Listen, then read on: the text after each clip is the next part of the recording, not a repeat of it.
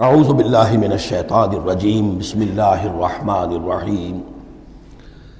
میں آپ سے یہ عرض کر چکا تھا کہ اس سورہ مبارکہ میں اس کا جو اصل عمود ہے وہ ہے التذکیر بایام اللہ، اور اس کا بہت بڑا حصہ جو ہے وہ انباء الرسل پر مشتمل ہے۔ اس اصطلاح کو میں چاہتا ہوں کہ آپ سمجھ لیں۔ قرآن حکیم میں نبیوں کا ذکر آتا ہے تو اس کا عام انداز کچھ اور ہوتا ہے، ان کے ذاتی محاسن، ان کی سیرت کے اچھے پہلو نمایاں کرنا، ان کی شخصیتوں کی، ان کا تقوی، ان کا مقام، ان کا استقامت۔ اور جب رسولوں کا ذکر ہوتا ہے تو خاص طور پر اس میں ہوتا ہے کہ جس قوم کی طرف بھیجے گئے اس نے پھر کیا رد عمل ظاہر کیا، اس کا نتیجہ کیا نکلا، قومیں ہلاک ہوئیں۔ تو پہلی قسم کی جو معاملہ ہے اسے ہم کہہ سکتے ہیں قصص النبیین، نبیوں کے حالات۔ اور قرآن حکیم کی ایک صورت جو ہے اس معاملے میں بہت ہی اہم ہے، پوری کی پوری جو ہے ایک نبی کے حالات پر مشتمل، سورہ یوسف علیہ السلام۔ اس میں ایسی کوئی بات نہیں آ رہی کہ حضرت یوسف نے کہا ہو کہ مجھے مانو، نہیں مانو گے تو تم پر عذاب آئے گا، اور پھر عذاب آیا ہو اور قوم کو ہلاک کر دیا ہو، کوئی ایسی بات نہیں۔ لیکن ایک ہے انباء الرسل، رسولوں کے حالات جن کو بھیجا گیا قوموں کی طرف تعین کے ساتھ، اور اب پھر وہ اللہ کی عدالت بن کر آئے کہ اگر مانو گے تو خیریت ہے، نہیں مانو گے تو ہلاک کر دیے جاؤ گے۔ ان کو کہتے ہیں انباء الرسل، نبأ کی جمع انباء۔ عام طور پر 6 رسولوں کے حالات قرآن مجید میں تکرار کے ساتھ آئے ہیں۔ اس کی وجہ یہ نہیں ہے کہ رسول صرف یہ 6 ہیں، بلکہ یہ 6 رسول وہ ہیں کہ جن سے اہل عرب واقف تھے۔ یہ تمام اسی جزیرہ نماء عرب کے اندر آئے ہیں۔ جزیرہ نماء عرب کا نقشہ اپنے ذہن میں لے آئیے کہ جو پیننسولا ہے، عربین پیننسولا، نیچے سے چوڑا ہے، یمن سے لے کر حضر موت وغیرہ کی طرف بہت چوڑائی ہے، لیکن پھر یہ شمال کی طرف دونوں طرف سے، مشرق سے بھی شمال مغرب کی طرف جا رہی ہے، یہ خلیج فارس یا خلیج عربی جو بھی آپ اسے کہیں، پرشین گلف۔ اور ادھر یہ جو جا رہا ہے ریڈ سی، یہ ریڈ سی جو ہے اوپر جا کر پھر 2 کھاڑیوں میں تقسیم ہو جاتا ہے، ایک خلیج سویس ہے اور ایک خلیج عقبہ ہے۔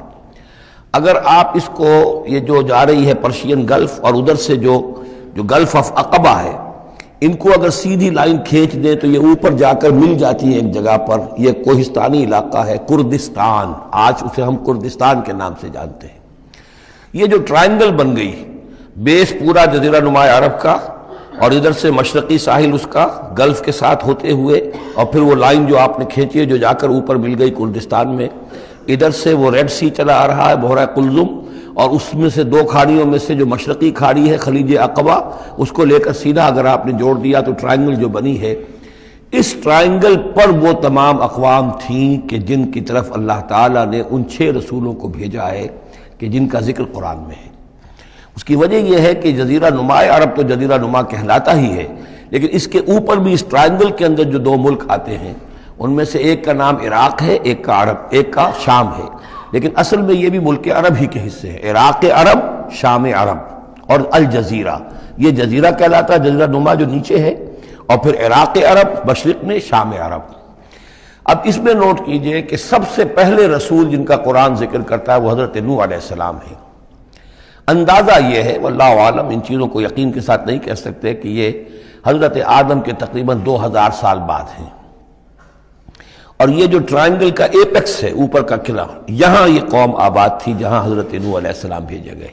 اس وقت تک نسل انسانی صرف یہی تھی، اور پوری دنیا میں کبھی نسل انسانی پھیلی نہیں تھی۔ اس علاقے میں حضرت نوح علیہ السلام کی قوم تھی، یا پوری نسل انسانی تھی، وہاں حضرت نوح علیہ السلام بھیجے گئے، وہیں وہ عذاب آیا۔ اسی پر اوپر چل کر جو ہے وہ پہاڑی بھی ہے، ارارات کی پہاڑی جو ہے، جو کوہ جودی، جس پر کہ جا کر ان کی کشتی ٹکی ہے۔ جب پوری قوم ان کی ختم کر دی گئی، حضرت نوح علیہ السلام کی دعوت پر وہ ایمان نہیں لائے، اور پوری کی پوری قوم کو ہلاک کر دیا گیا، صرف چند لوگ بچے۔ تو اب ان کے 3 بیٹوں سے نسل انسانی چلی۔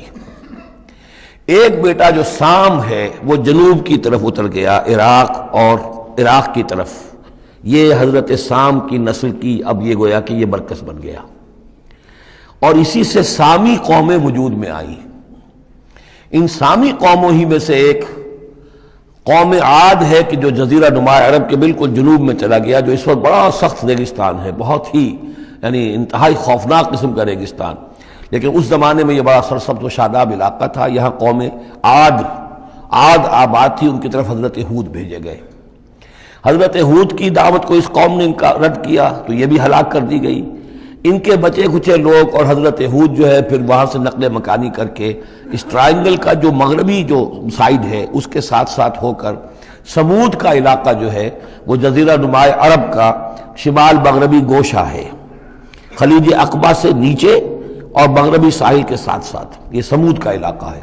یہاں حضرت صالح علیہ السلام بھیجے گئے اور ان کی قوم بھی پھر ہلاک ہوئی. ان کے مسکن اب بھی موجود ہیں پہاڑوں کے اندر کھدے ہوئے، ان کے جو محل تھے بڑے بڑے ہال وہ آج بھی موجود ہیں. میں خود بھی ان کو دیکھ کر آیا ہوں. ان سے پھر اوپر ذرا چلے تو خلیج عقبہ کے داہنی طرف وہ قوم آباد تھی کہ جن کی طرف حضرت شعیب علیہ السلام کو بھیجا گیا ہے.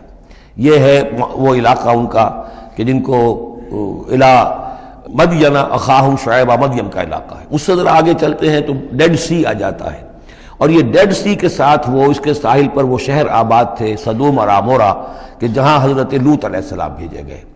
تو گویا کہ یہ ساری اقوام جن کا ذکر ہو رہا ہے وہ اسی ٹرائنگل پر ہیں، سوائے ایک جو قوم فرعون ہے وہ ذرا اس ٹرائنگل سے ہٹ کر سرائی پیننسولا سے باہر نکل کر مغرب کی طرف وہ مصر میں بھیجے گئے ہیں حضرت موسیٰ علیہ السلام فرعون کے پاس. یہ نقشہ ذہن میں رکھ لیجئے.